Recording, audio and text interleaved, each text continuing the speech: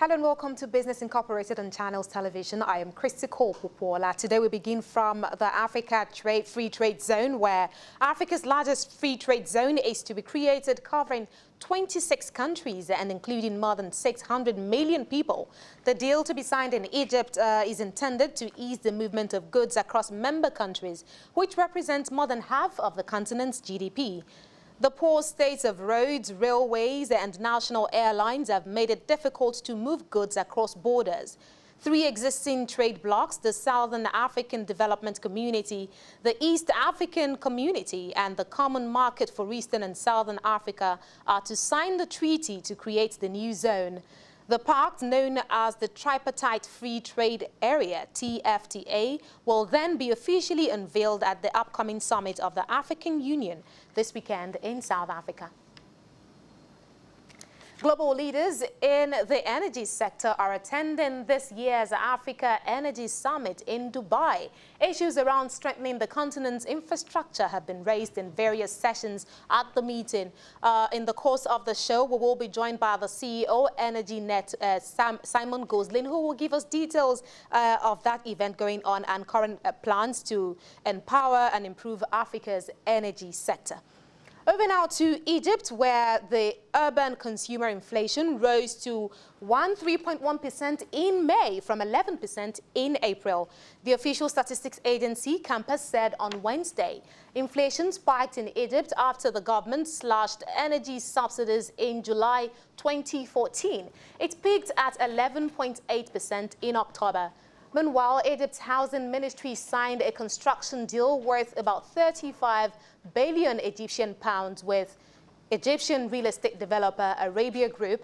A statement from the cabinet said on Tuesday, initial agreement for the project in the eastern Cairo suburb of 6th of October City was made at a March investment summit in Egypt, where billions of dollars of deals and pledges were signed.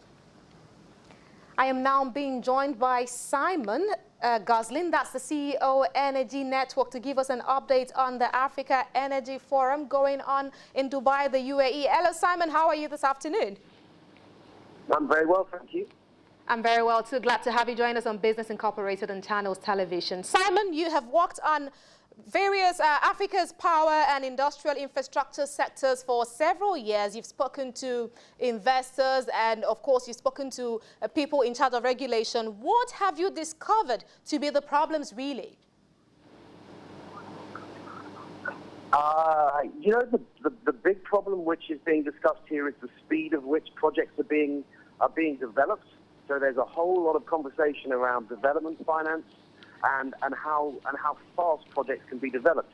You've got the Chinese here who are very efficient and very fast at getting projects underway, which reduces the risk in getting projects off the ground. Then you have a lot of other investors that spend a lot of time examining the environmental and commercial risks, and sometimes projects can take 5, 6, 10 years to come online, and it's really increasing the risk of that project actually coming to fruition. So we're excited to see what's going to come out of these discussions and how increasing the speed of which projects can be developed, cutting through the red tape, so to speak, will actually decrease the risk in Africa's energy sector. Now, power problem is synonymous with Africa, and that, of course, is the focus of the Africa Energy Forum, which is currently going on. Simon, how much more talking do you think we need to do before affordable and dependable energy is delivered across Africa? You said conversations were ongoing. There's so many conversations, and you know, there's no quick fix.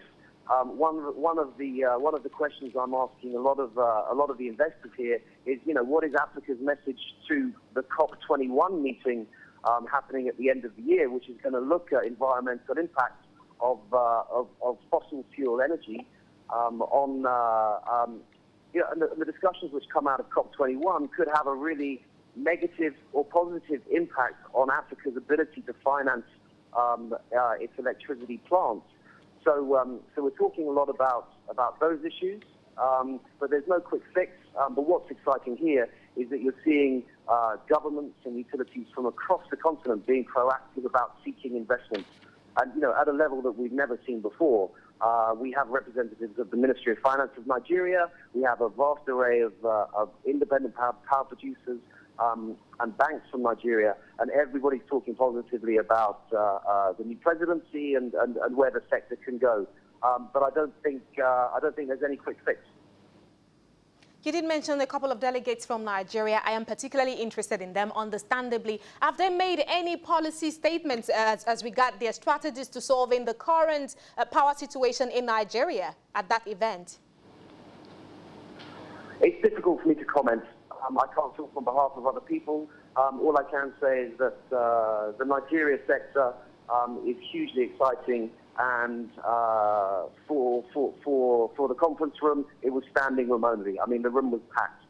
There's no decrease in interest. It's probably increase in interest in what's happening in Nigeria. The potential is driven by the potential industrial growth across the sector. So I think that's what's really exciting. It's difficult to obviously talk policies and the likes until really the new minister is confirmed. Okay, we'll be on the lookout for whatever policy statements you will be making at that event. Now, the massive power demand in Africa is definitely obvious, Simon. And of course, I know that there is money waiting to be made. Now, you have been listening to investors and consultants, developers and delegates, as you stated earlier. Is anyone speaking up on why there is what appears to be feet dragging from making those investment decisions that we need in Africa's energy sector? I'm sorry, can you repeat the question? I was saying that the massive power demand in Africa is definitely obvious. Of course, you would agree that there is a lot of money to be made now. Having listened to investors and consultants, developers and delegates from across these African countries, have you heard anyone speaking up yet on why there is what appears to be what I call foot dragging from making those investment decisions that should actually save the energy situation in the continent?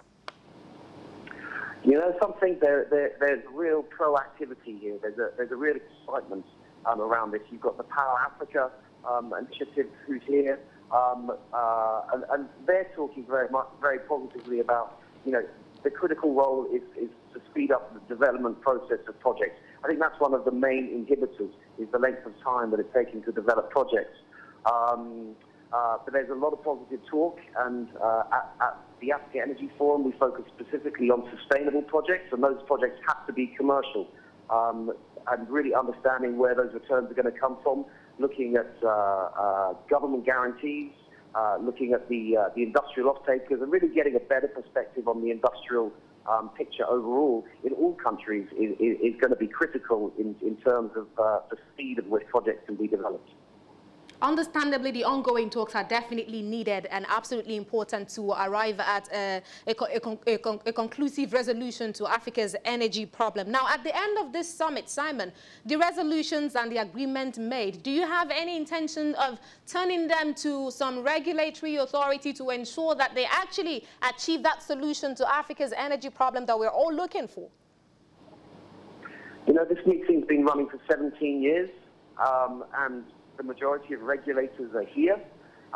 We have a closed private session specifically for the regulators with a number of international consultants. So really looking at best practice, how things can be more efficient so that project developers can operate, can reduce the risk in their projects and have greater visibility on the returns in the long run.